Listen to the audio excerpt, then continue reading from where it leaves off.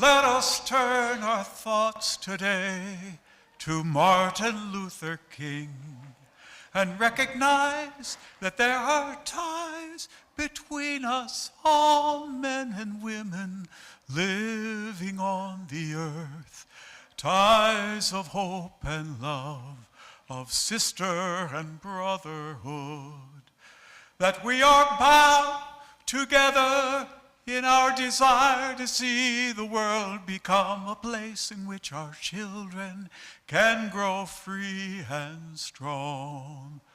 We are bound together by the task that stands before us and the road that lies ahead.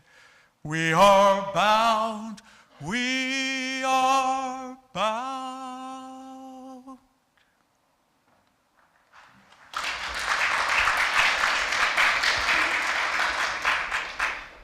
Good morning.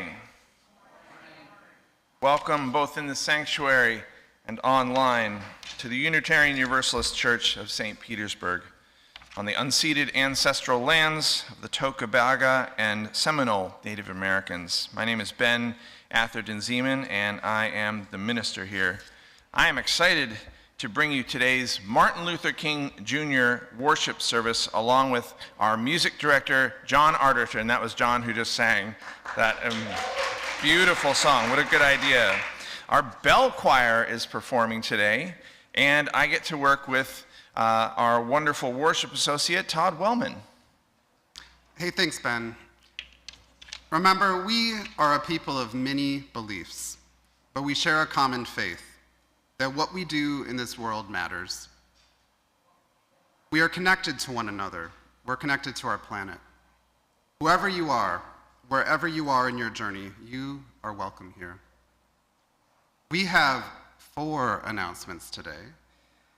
After today's worship service, see Karen and Reggie and Karen, different Karens, at the Fair Trade table to purchase your David Roth concert tickets. Yes, singer-songwriter David Roth will be live here in our church on Saturday, January 21st at 7 p.m. Second, this is your last chance.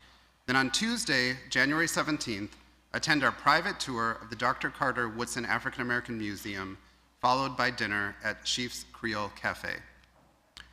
Also, remember, visit the Fair Trade table, which is the same table the David Roth tickets will be for sale at, after service to purchase your concert tickets and to sign up for either of those events.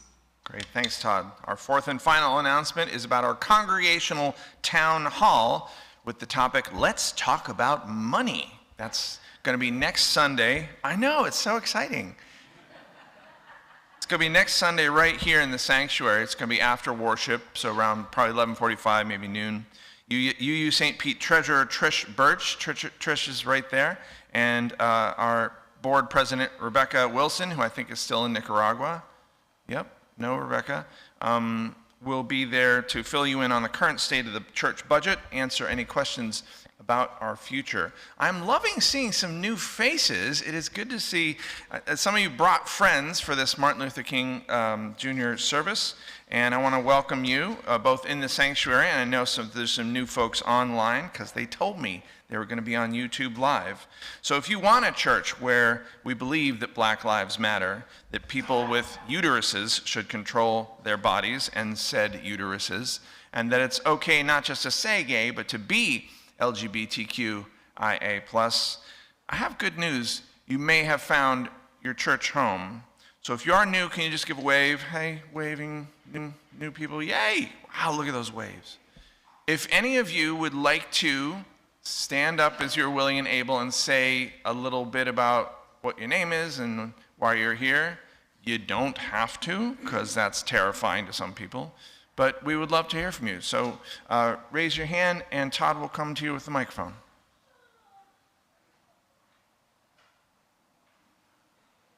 I saw a hand do that. It's near the middle. I'm a-comin'. Thank you. Hi, good morning. My name is Carrie. I'm about 2 years here in St. Petersburg from South Florida. And I know that the church does a lot of great outreach programs, and I really like the inclusivity and the welcomeness of the church. So I appreciate you letting me come here and be a visitor. Thank you. Carrie, good to see you.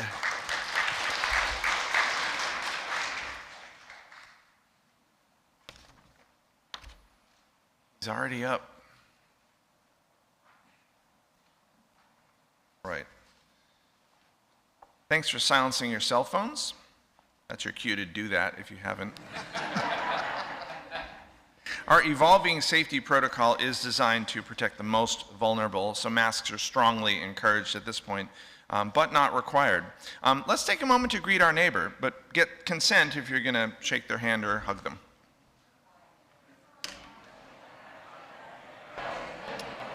Dream big. Dream big.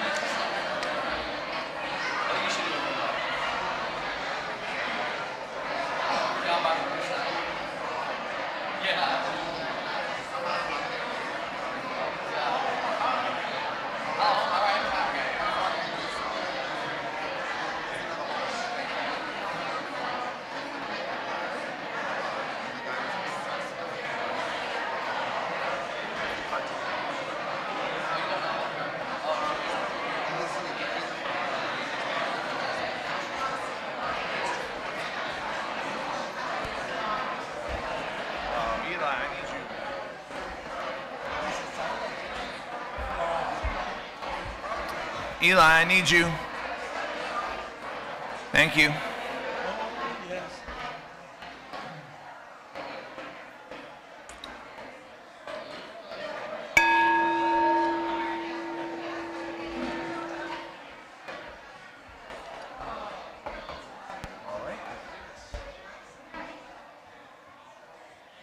Our flaming chalice, with its origins as an image of freedom during World War II, is the symbol of Unitarian Universalism. It is the symbol of hope, the sacred, the quest for truth, the warmth of community, the light of reason, and so much more. When Ben and Eli light our chalice, I invite you to say our covenant out loud. The words can be found in the text chat. Feel free to follow along with the two hand movements. Love is the spirit of this church, and service its law. This is our great covenant, to dwell together in peace, to seek the truth in love, and to help one another. Now please rise as you're willing and able for our first hymn, Gonna Lay Down My Sword and Shield. It's in the Gray Hymnal 162, Gray Hymnal 162.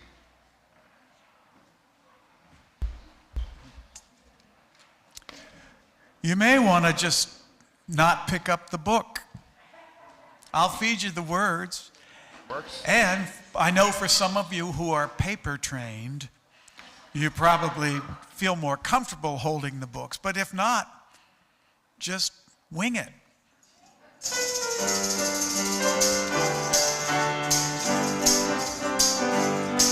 Gonna lay down my sword and shield down by the riverside, down by the riverside, down by the riverside. Gonna lay down my sword and shield down by the riverside, down by the riverside.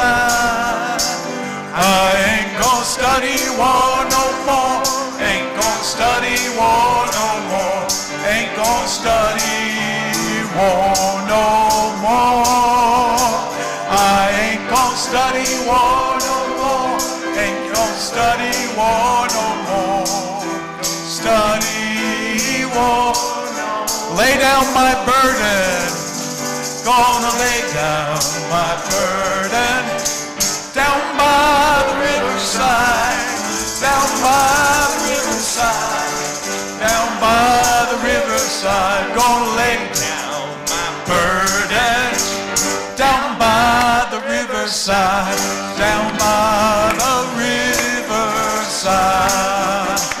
I ain't gonna study war no more. Ain't gonna study war no more. Ain't gonna study war no more, no more. Ain't gonna study war no more. Ain't gonna study war no more. Study war. Gonna shake hands around the world. Gonna shake hands around the world. Riverside, down by the riverside, down by the riverside, gonna shake hands around the world, down by the riverside, down by the river. Let's hear it now. Harmony. Ain't gonna study war no more. Ain't gonna study war no more. Study war no more. No more, ain't gonna study war no more. Ain't gonna study war no more. Study war no more. Study war no more. One more time. Study war no more.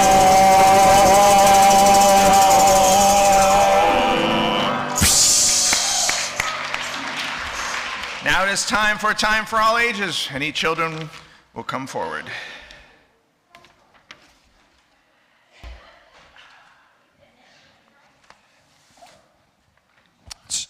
All right. How can I be seen and also, all right. Yeah, right up here is good. Right up here, honey. Nice to see you. Hey, nice to see you again. Why are there still so many bells? Because they're going to be ringing them next. No one can see the children, huh? You want to stand up with me? Who wants to stand up with me? Okay, good. You don't have to. Jade, stand up if you don't want to. What the bells are because they're going to be a bell choir. All right, question for you. If there were some chairs up here for some kids to sit on, but only some kids could sit on, there was other kids who aren't allowed to sit in those chairs. I'll answer your question in a second. Answer my question first. Would that be fair if only some kids could sit on those chairs? Yeah. No. No. Why not? Because then it wouldn't be fair because some kids wouldn't have it and some kids would. Exactly, right. How many of you have seen our green bench that is in the court? Yeah, y'all have seen it. Do you know what it is? Jade, I think you know what it is. It's not a penny. It's a green bench. And it's from a time historically in St. Petersburg where only white people could sit on that bench. That's really not cool. You want to say it again? It's really not cool because then the black persons couldn't. Because then the black persons couldn't, exactly. Do you know who Martin Luther King is? Who knows who Martin Luther King is by a show? Okay, who is he? He is a person that helped our city. Helped our city? What else did Martin Luther King, what else do you know about him?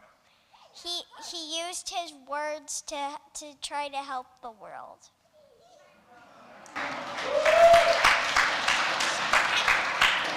That was good. No, it was good. Who else knows something about Martin Luther King on this side? Yeah. He was a civil rights leader. You what now? He was a civil rights leader. Oh, civil rights leader. Yes, exactly. Anything else? All right. Civil rights leader uses words to heal the world. One of the things he did was try and the tables. They were trying to fix the table because there was a hymnal underneath it. But the hymnal is there so that the bell ringers can have a flat table. So they were trying to help. Thank you for trying to help. I should have taken the question when it was first asked. So, back to those green benches, the green bench that we have here. That's not fair. And Dr. King was one of the people who worked to change that. Those laws were called Jim Crow laws, and he was one of the folks who worked to change that. But there's a stereotype, that's a big word. A lot of people think Martin Luther King had a dream, died, was a civil rights leader maybe, but they don't know a lot about what you said, Caitlin, that his words were used to do social change. He wasn't trying to fight. He didn't want people to fight. He just used his words so war couldn't happen, actually. Exactly. He used his words. He didn't want to use violence so that wars couldn't happen. So that's a really, that's a better understanding of who Dr. Martin Luther King Jr. was than I thought you'd have, frankly. So my point, is that there's a guy named Reverend Jesse Jackson who calls the stereotype, what most people think of MLK, as the harmless dreamer. They think of him as someone who died, as a civil rights leader, and as a person who had a dream. And that those are three things that are true about Reverend Dr. Martin Luther King Jr., but it's really watering down his vision and his work. And what you all have done understands it a lot more. So thank you for being awesome. She learned it in class. Religious education. But before we bring you to your religious education classes, I believe you are collecting food? Is that what's happening? No, you're not collecting food. You're gonna learn about Martin Luther King, but first I think you're gonna collect some food, and Todd will tell you about it. Yeah, let me tell you a little more about that. Our church has a tradition of collecting food during service for those who could use a helping hand. Today, our youngest members will be collecting your donations for a refugee family from the Congo, Tanta Wazago and her 4 children. Both she and her eldest daughter work full-time. 3 of the children are teens, and 1 is a preteen. Like most teens, they're growing and do have huge appetites. Plus, as we all know, the cost of food continues to rise. Aaron will now play some traveling music for us as we collect any food donations that you have brought today.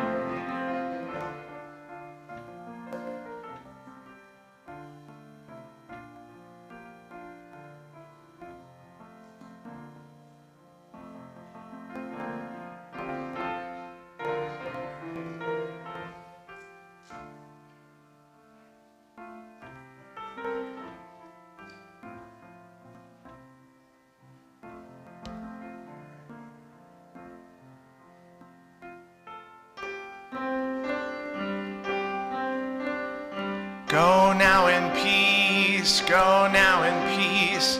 May the spirit of life surround you everywhere, everywhere you may. One more time. One more time, there's still no peace. Go now in peace. May the spirit of love surround you everywhere, everywhere you may go.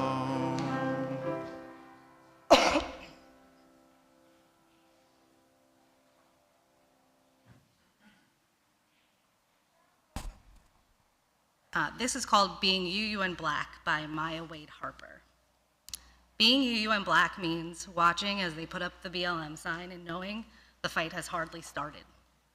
It means being coined a token and lifted up while you do all the work.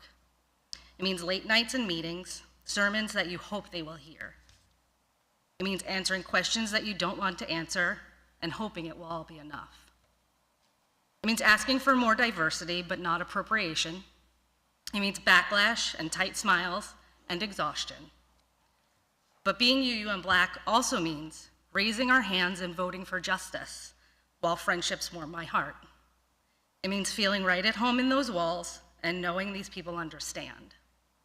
It means education and singing and healing and marching in the cold together. It means knowing your dream is shared by others and you can accomplish it together. It means chalices, rituals, and sacred spaces, feeling welcomed and loved and holy. It means supporting values that support my people's life. It means Black spaces and spending time healing with those who look like me. It means knowing inside that you belong, even if sometimes it is so hard and tiring. I am here to stay.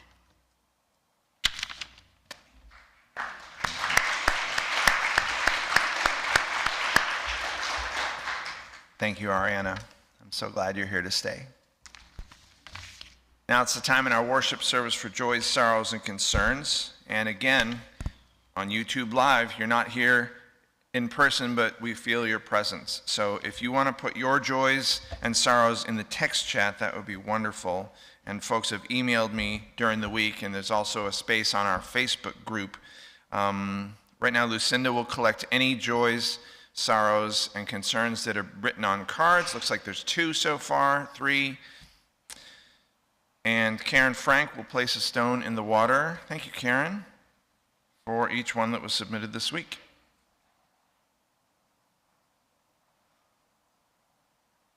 As Lucinda's bringing those up, I will read our first one. First, many stones. So Karen put, a bunch in there. Many stones of joy from Sabina von Auloch.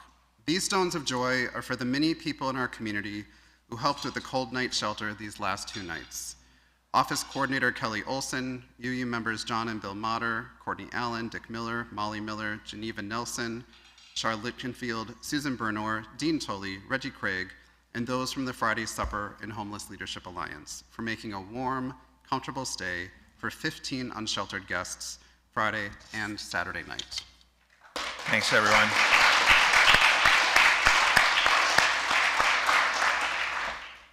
A stone of sorrow from Todd. Todd's friend's friend died this week, leaving a young child wondering where his mother is. A stone of concern from Ryan Richardson. Sierra Webb on the loss of her partner Shane at age 28, leaving her widowed with 3 young children.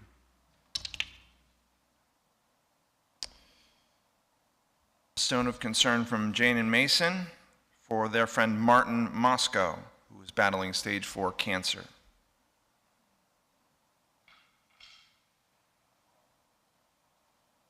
A stone of sorrow from Mike Kennedy and John Lyon. Our very good friend and neighbor, Carolyn, I believe it's Denon, who lost her battle with cancer.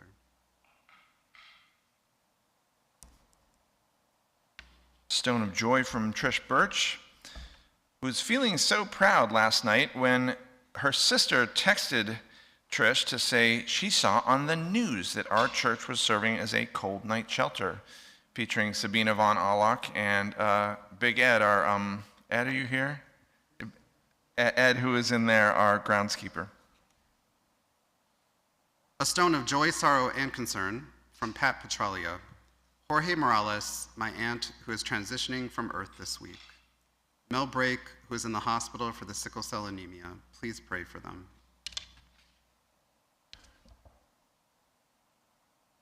May we bring to mind and hold close to our hearts Todd's friend's family, Ryan, your friend, Martin Moscow, Carolyn's friend, and I believe Aunt Marlis,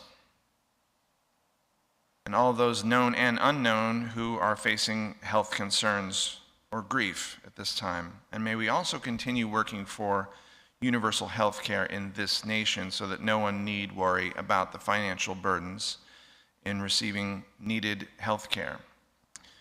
May all who are facing challenges find a comforting presence in the warmth of fellowship and community. And let's place care in a final stone for those joys and sorrows that remain in our hearts, perhaps too tender yet to be spoken out loud. And let's take about a minute of silence together.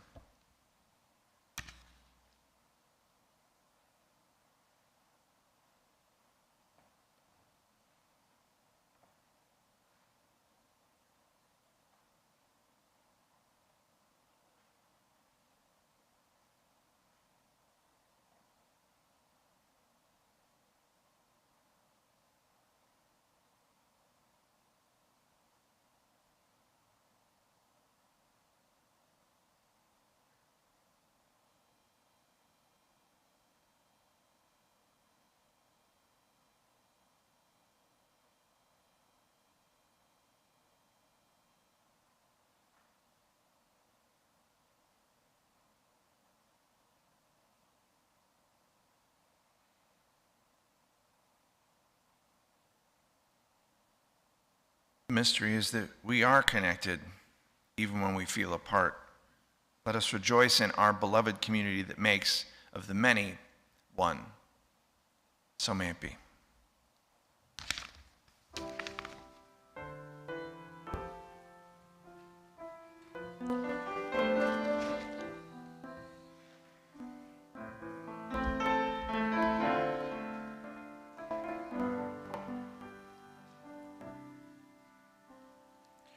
Spirit of life, come unto me.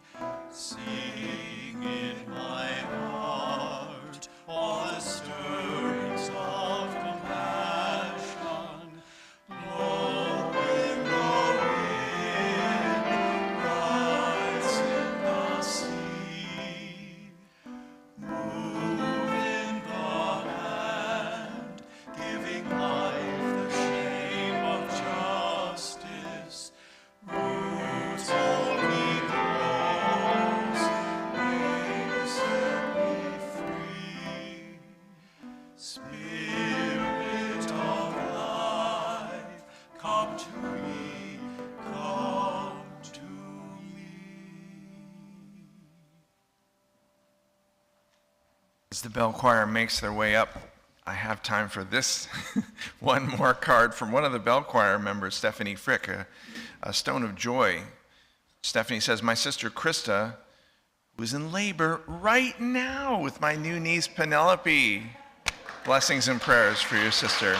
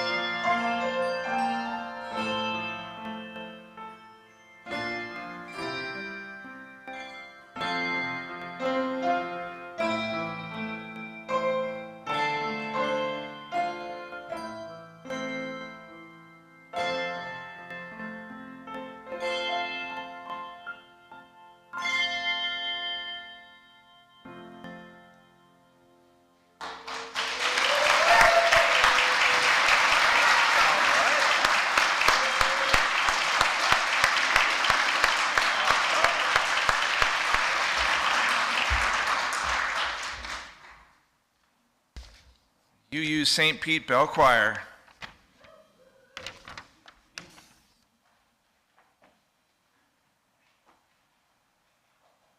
So our theme this month is finding our center.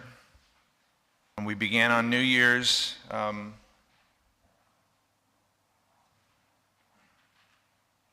by filling out this form, determining our personal center from this list of values. And we used small groups to discuss those values. And then we continued last week by John Motter's incredible worship service, those of you who were there, about resolutions, where John committed to ending white supremacy in himself and urged us to do the same in our church and our community. John, are you here?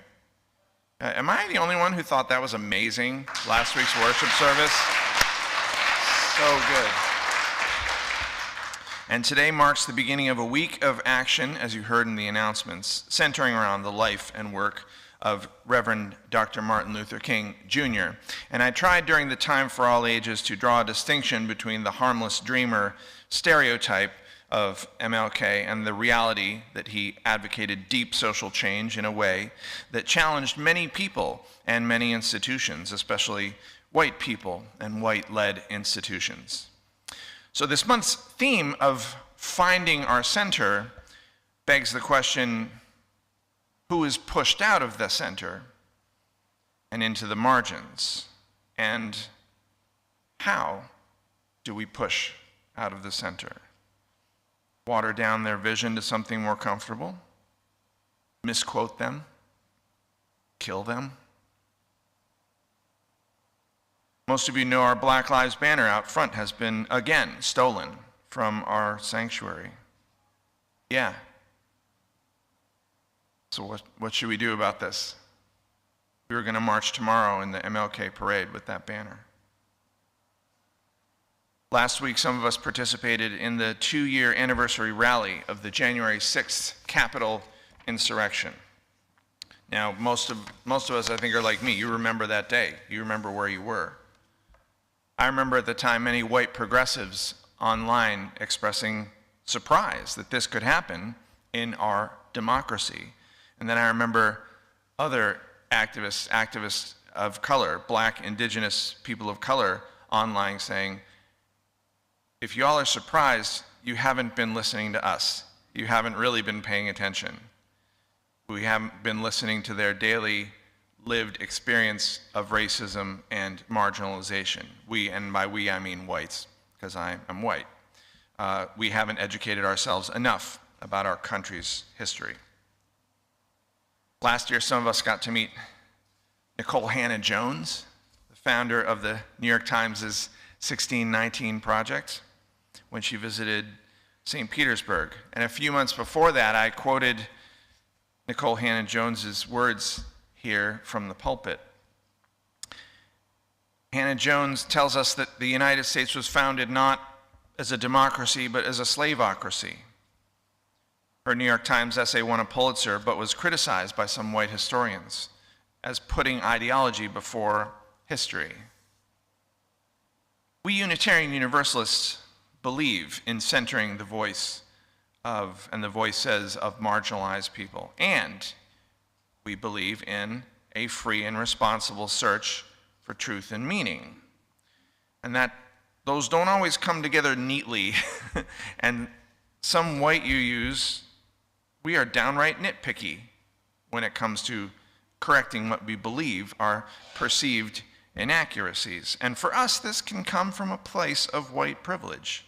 And it can get in the way of us listening to and following the leadership of women like Nicole Hannah-Jones and men like the Reverend Dr. Martin Luther King, Jr. So last week, John, you spoke about your personal commitment as a white person to ending white supremacy, and so I want to follow your example today. As a white UU committed to ending racism and white supremacy, I want to learn more about our history, about the United States history, about our denomination's history. Try to do what my friends of color have urged me to do. And I've learned something about it. I found out that you are right, black, indigenous people of color. The United States is indeed rooted in slavery, in the theft of land from Native Americans, and in the oppression of Asian Americans, Pacific Islanders, and Latinx people. And at the same time, I've learned about our history of resistance to that racism. Unitarian Universalist forebears, in particular, were often among those resisting, but not always. I'll speak briefly about the history of our denomination and our country as a framework for the life and mission of the Reverend Dr. Martin Luther King Jr. Let's begin in the 1600s. Massachusetts Bay Colony. Now, those of you who have been to Boston's Unitarian Universalist Church downtown have walked past the statue of John Winthrop. I see some nods. In 1630, Winthrop entreated his fellow colonists to, quote, bear one another's burdens, to not look on our own things only, but also on the things of our brethren. Stirring words, and that was his City on the Hill speech that was quoted so often afterwards. But the brethren Winthrop was speaking of didn't include indigenous Americans, didn't include black people, didn't include women.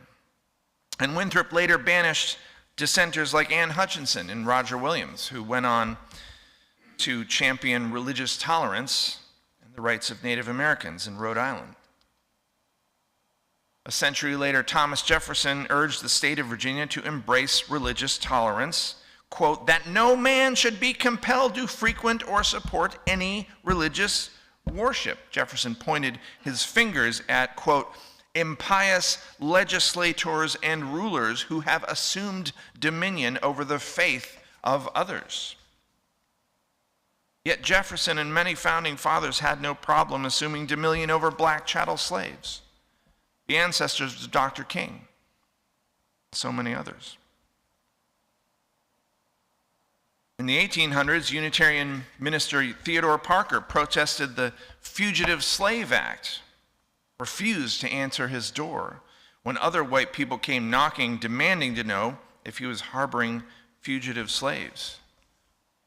In 1858, Parker addressed the Massachusetts Anti-Slavery Convention saying, I do not pretend to understand the moral universe.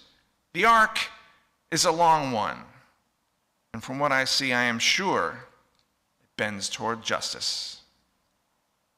Yet some of these whites knocking on Parker's door, demanding that he hand over imagined fugitive slaves, were also Unitarians.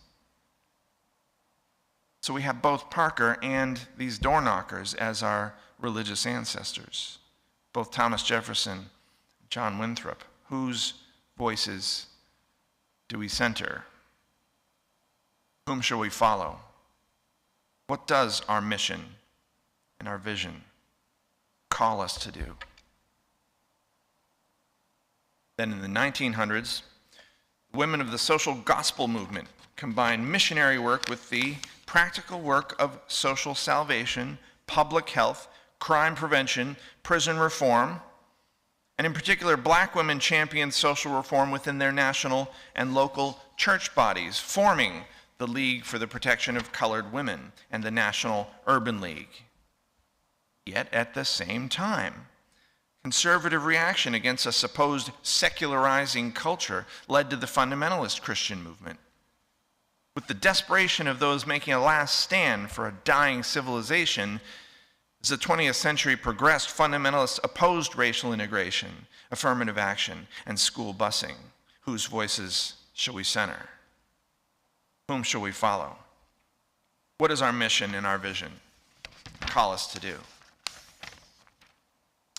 So within this historical context that I've outlined, the Reverend Dr. Martin Luther King Jr. was born in 1929. His father, as many of you know, is the pastor of the Ebenezer Baptist Church in Atlanta, the same church where Senator Raphael Warnock and President Joe Biden are speaking right now. In 1947, King was ordained in that church at 18 years of age.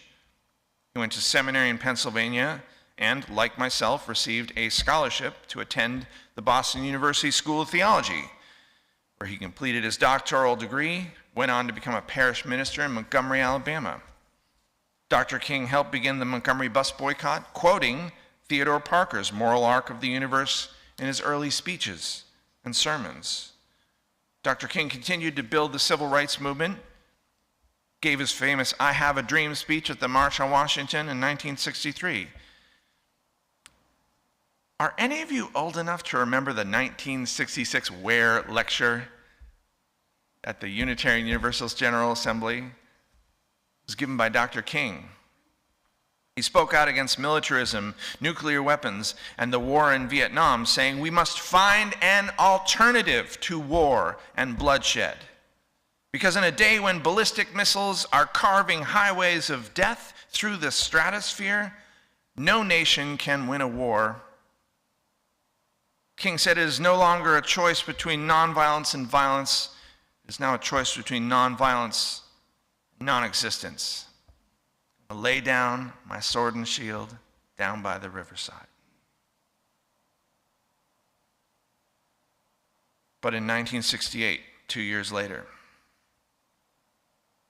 Dr. King began to organize the Poor People's March on Washington and traveled to build a national organization for that march. He was asked to come to Memphis to show support for striking sanitation workers. We all remember April 4th of that year, when Dr. King stood on the balcony of the Lorraine Motel in Memphis. We all remember when James Earl Ray took aim with his rifle, pulled the trigger, and missed. We all remember it was months before they caught James Earl Ray in London. And we remember that in the light of that attempted assassination, maybe people wanted Dr. King to cancel the Poor People's March, but we remember he didn't cancel it. We remember May 14th, 1968, the Poor People's March drawing hundreds of thousands once again to the Lincoln Memorial with King at the forefront.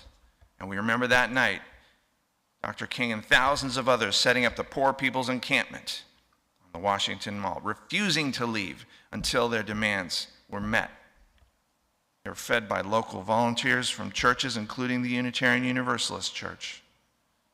There were teach-ins about war, feminism, gay rights, and nonviolence. There were nightly prayer meetings. We remember President Johnson visiting Dr. King at the encampment, as well as members of Congress, including Senator Kennedy. And we remember that finally on June 24th, 1968, Congress agreed to a staged withdrawal of troops from Vietnam. Dr. King and his organizers took the tents down. The Poor People's Congressional Advisory Campaign was formed. The summer of '68 continued. We all remember the nomination and election of President Robert Kennedy, with Dr. King giving the prayer at the inauguration. The 1970s, of course, featured dramatic cuts in military spending, which brought about the economic prosperity and that eventually funded the Second New Deal under President Jesse Jackson in 1984. We remember the Equal Rights Amendment passing easily in 1986, followed by equal protections for LGBTQIA Americans the year after. We remember the building of our high-speed rail system in the 1990s as we became an international leader in reducing our carbon emissions and our dependence on fossil fuels. We remember Congressman John Lewis sponsoring the Living Wage Act of 2002, mandating corporations pay their CEOs no more than 10 times the wage of their lowest paid worker. We remember the antitrust legislation of the late 2000s combined with the public funding of our elections, which removed much of the corporate and ultra-wealthy influence on American politics.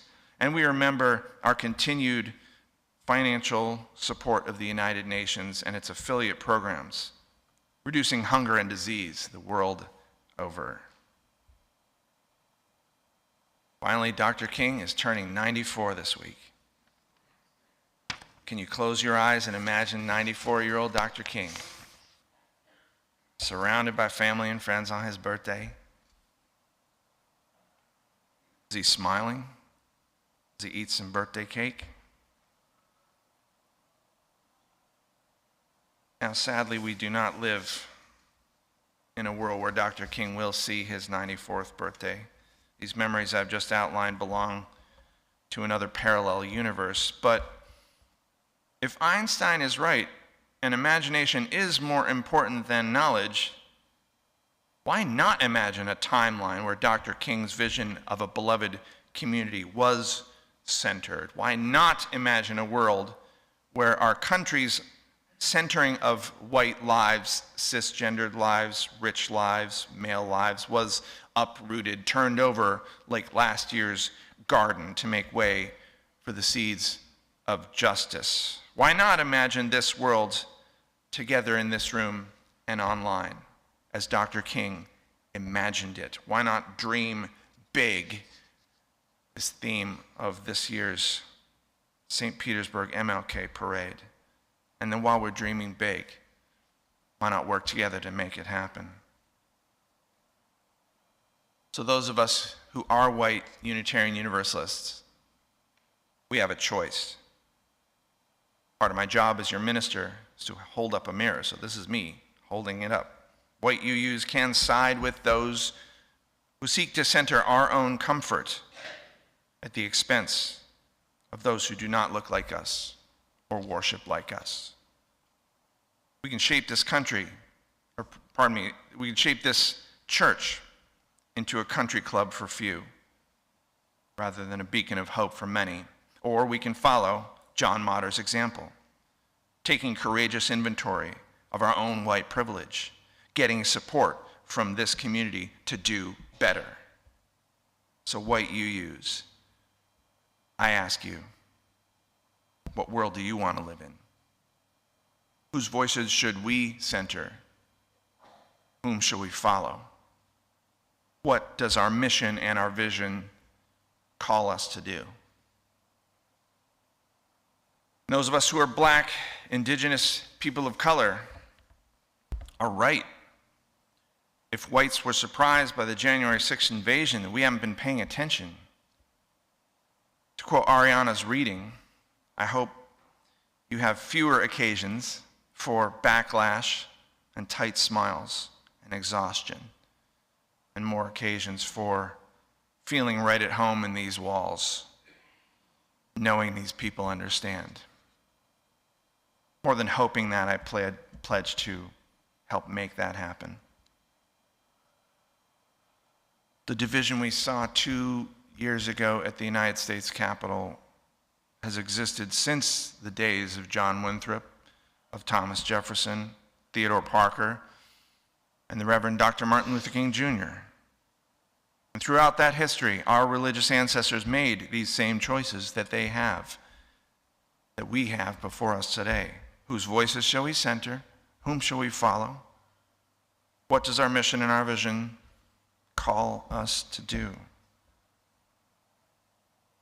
For me, and I think for most of you, the answer is clear. Like the theme of the parade, we dream big. In a city where historical racial segregation and white supremacy used to reign with the green benches like that one behind me, we center the voices of black, indigenous people of color, and we follow their leadership. In a state where we're told don't say gay, we center the voices of LGBTQIA people, and we follow their leadership. In a country that overturned Roe v. Wade, we center the right to reproductive justice, and we follow the leadership of those who have a uterus, not the leaders who try to control them. So when we're told we should fear those who are different, let us boldly love one another despite our differences. Let us lay down our sword and shield down by the riverside. I will see you tomorrow as we march together in the MLK parade with the theme of Dream Big. We shall overcome.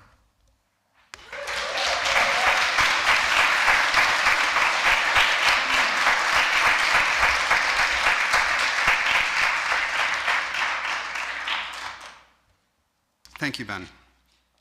We have benefited from the monetary efforts and contributions of previous generations. We follow in their footsteps and plant trees, knowing that we might not be the ones who see their grandeur. May today's offering be one of the many ways in which our hands and the intentions of our hearts manifest our love for one another and the world. If you're online, the link to give is in the box below your screen. You can also donate through the Vanco Faith Engagement mobile app, or on our website, go to the Giving tab at uustpete.org, or also send a check to the church. In the sanctuary, the offering will now be given and received.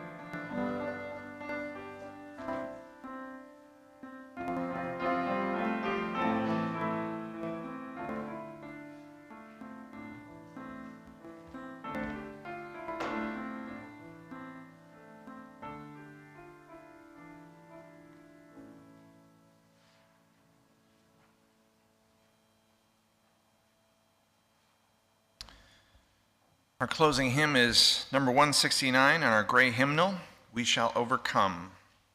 Please rise as you're willing and able.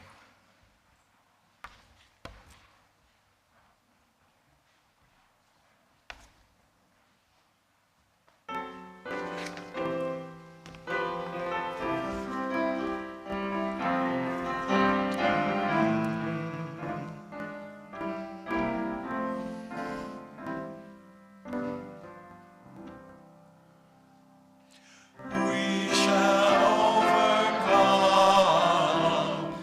We shall overcome. We shall overcome someday. Oh, deep in my heart, I do believe that we shall overcome someday. We'll walk hand in hand. We'll walk hand in hand. We'll walk hand in hand someday.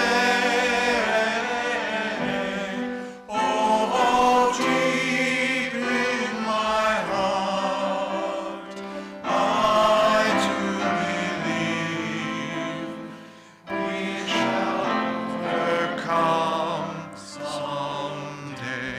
We shall all be free. We shall all be free. We shall all be free. We shall all be free someday.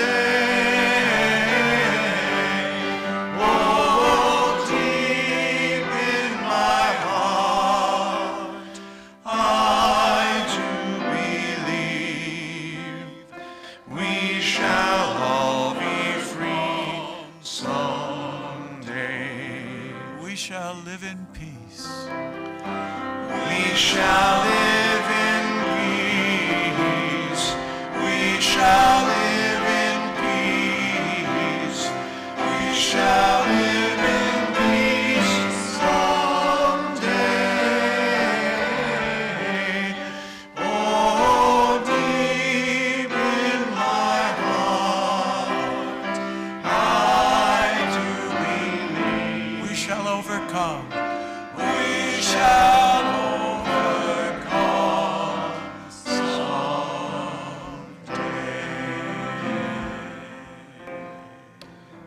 please remain standing and follow along with our hand gestures as Todd extinguishes our chalice. He reminded me that I haven't taught the hand gestures in a while.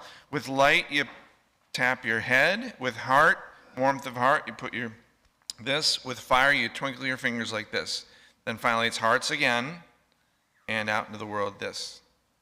So we extinguish the flame, but not the light of truth, the warmth of love, or the fire of courage. These we carry in our hearts out into the world. Please be seated during the postlude.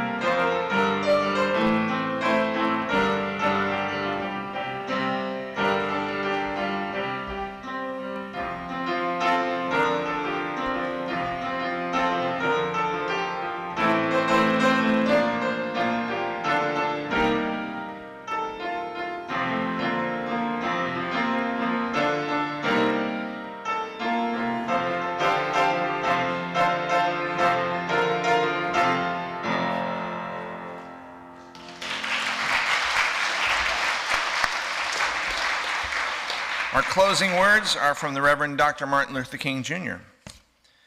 It's much easier to integrate a lunch counter than it is to guarantee a livable income and a good solid job.